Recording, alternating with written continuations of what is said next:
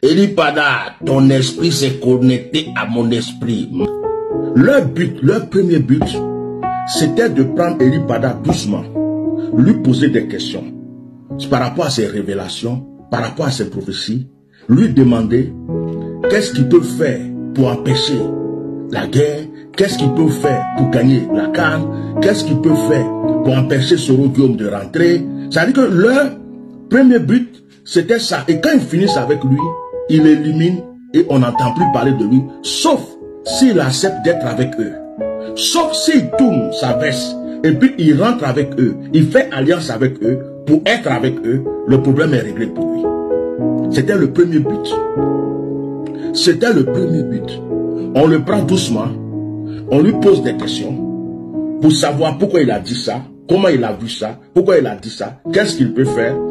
Et pour notre pouvoir, qu'est-ce qu'il peut faire pour qu'on reste toujours au pouvoir? La CAN.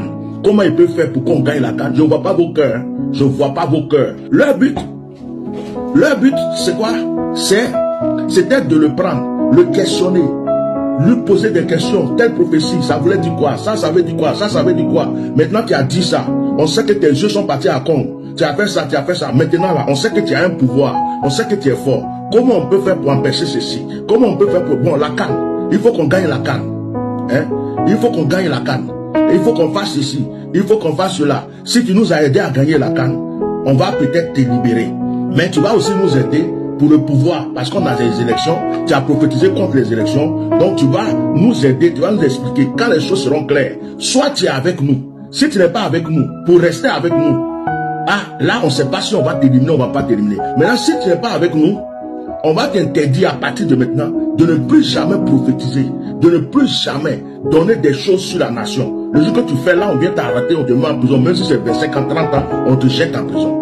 Donc, c'était ça le premier plan. Mais il voulait faire ça en cachette. J'essaie d'aller vite. Il voulait faire ça en cachette. Donc, quand ils ont attrapé Eli Pada, et je vous le redis, celui qui était derrière, il y a la mafia chrétienne là, celui qui était à la tête, qui a commandité tout ça, c'est Makoso Camille, avec ses collègues là. Makoso Camille et tout son réseau de ceux qui sont là, qui prennent des subventions chaque année là, ils sont au courant. La mafia chrétienne, ils sont au courant.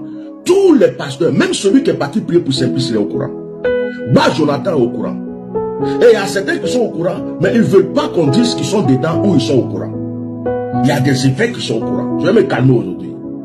Je vais me calmer. Mais je vais prouver à des gens. Il y a des gens qui se posent des questions. Mais vous parlez là. Votre Dieu vous a pas montré où est Eli Pada. Où est Eli Pada? Bon, maintenant montrez-nous où est Eli Pada. Je vais vous montrer que nous on a un Dieu vivant. Quand ils ont pris Eli Pada, au début, à la DST, attends de poser des questions, en cachette. On dit, bon, tu vas te reposer un peu à la maca. Ils allaient continuer les trucs. Et puis nous sommes sortis.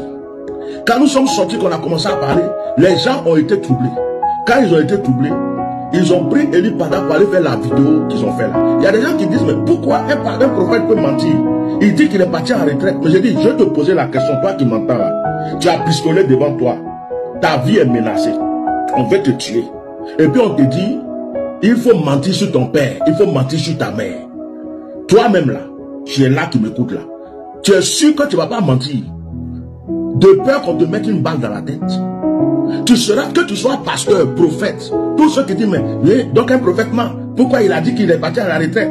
Alors qu'ils savent bien qu'il était sous menace. Donc, sous la contrainte et la menace, ils ont fait sortir Eli Pada pour venir dire aux gens que eux, ils ne sont pas dedans. Ça fait de continuer le business, quoi. Ils ne sont pas dedans. Que en fait, Eli Pada est sorti pour aller à la retraite. Parce que jusqu'à là, ils se posaient la question, puisqu'on a su. Bon, si on finit à lui, peut-être qu'on va le libérer. Peut-être qu'on ne va pas le libérer. On ne sait pas ce qu'on va faire. Donc, ils sont en pourparlers. Il y a un groupe qui dit de le libérer. Il y a un groupe qui dit de ne pas le libérer. Mais celui qui détient même la chose même, c'est photocopie. Le roi lui-même, là, il veut qu'on laisse tomber cette affaire. Le roi lui-même, cette affaire commence à le déranger. Parce qu'il y a les élections bientôt. Il ne veut pas avoir de problème sur son dos. Mais la personne qui détient la chose là, c'est photocopie, la fiole. La fiole. Donc, Aziz 47 était au courant de tout ça. Makoso Camille était au courant. Bah Jonathan était au courant. Le Koné qui est parti prier pour lui, le Simplice, il était au courant. D'autres encore sont au courant. Tous ceux qui prêchent contre lui là, ils sont au courant. Donc quand on a parlé, ils l'ont enlevé de la DST, Maca. Ils ont coupé courant à la Maca 2 fois. Une fois pour aller faire pour le mettre dedans, une autre fois pour aller faire sa vidéo pour dire que c'est de lui-même qu'il est parti à la retraite. Quand il est sorti, quand ils l'ont enlevé de la forêt de Banco, ils l'ont ramené à Soboko. Et il a dit, ah tiens, normal, son Dieu là. C'est-à-dire que de la manière que le Seigneur a ouvert mes yeux, je suis rentré dans la forêt de Korogo là. Le Seigneur a commencé encore à m'écouter. Il l'a envoyé à Sobroko. Et quand il l'a envoyé à Sobroko, à cause de tous les tapages qu'on fait, vous savez ce qu'ils ont fait? Ils ont pris Eli Pada, ils l'ont ramené à Korogo. Eli Pada se trouve dans le nord.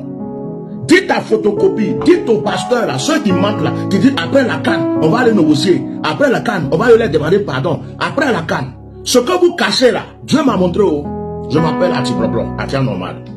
Dieu m'a montré. J'ai entendu maintenant. J'ai vu maintenant. Je n'ai pas, moi je vous ai dit, je n'ai pas besoin que quelqu'un vienne me donner. Et ce qui me plaît, c'est que j'ai une de mes enfants, une fille, elle a rêvé 3 fois, elle a vu aussi Eli Pada à Korogo. Il y a une autre fille qui est aux États-Unis, qui a rêvé aussi, elle a vu Eli Pada à Korogo. Et elle, son rêve est en accord avec ce que Dieu vient de me montrer. Ils l'ont pas tué, il est à Korogo. Il est à Korogo, ils l'ont mis dans une maison. Ils l'ont mis dans une maison isolée quelque part. Ils ont mis des gardes pour le surveiller. Et ils ont pris des jeunes filles comme genre des serveuses, des bonnes. Elles sont là pour lui donner à manger, pour le nourrir. Actuellement là, ils lui font pas du mal. Anti-anormal.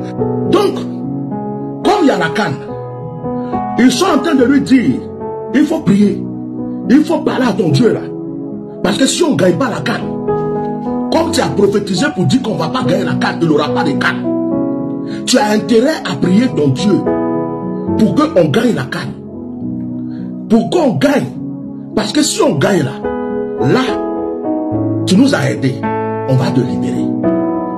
On va trouver une solution. On va te faire partir. Mais quand tu vas partir, il ne faut pas dire notre nom. Et tu es tranquille. Et puis, il ne faut plus prophétiser comme tu faisais sur la nation. On va te laisser tranquille. Si tu as des choses, c'est mieux de nous appeler, c'est mieux de nous écrire, c'est mieux de nous dire, et puis on va trouver des solutions. Tu ne veux pas être franc-maçon, tu ne veux pas t'initier, tu ne veux pas rentrer dans notre camp, mais au moins, il ne faut plus prophétiser sur la nation, on va t'aider. Si tu veux, de la manière dont tu as fatigué là, en cachette, on va te dédommager.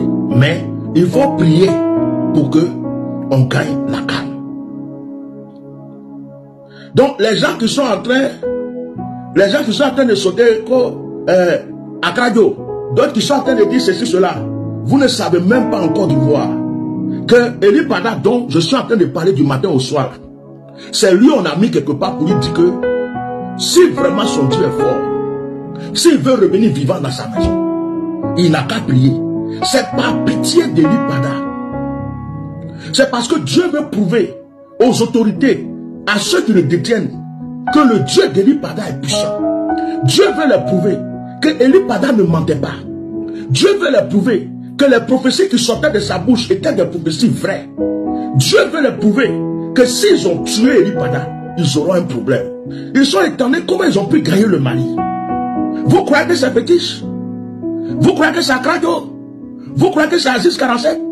C'est parce que Aziz 47 même est au courant que actuellement on met pression sur Eli Pada de prier, que Ali Aziz 47 est en train de faire tous les tapages qu'il est là pour qu'on dise demain que c'est lui qui a fait qu'on a gagné la canne.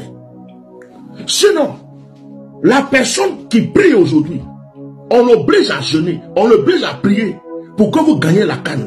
Il s'appelle Eli Pada. Il est à Korogo. C'est moi qui vous dis ça aujourd'hui. Actuellement, je viens de parler là. Les gens sont en train de se pisser dessus. Ils se demandent comment il a fait pour savoir. Ils peuvent se demander, mais comment il a fait pour savoir? Ce monsieur est dangereux. Hein? La manière que j'ai vu les génies de la forêt de Korogo, les entités là, c'est de cette même manière, Dieu vient d'ouvrir mes yeux et mes oreilles. Hein? Eli Pada se trouve à Korogo, dans une maison. Il y a des gardes autour de lui pour le surveiller et il y a des servantes qui lui donnent à manger.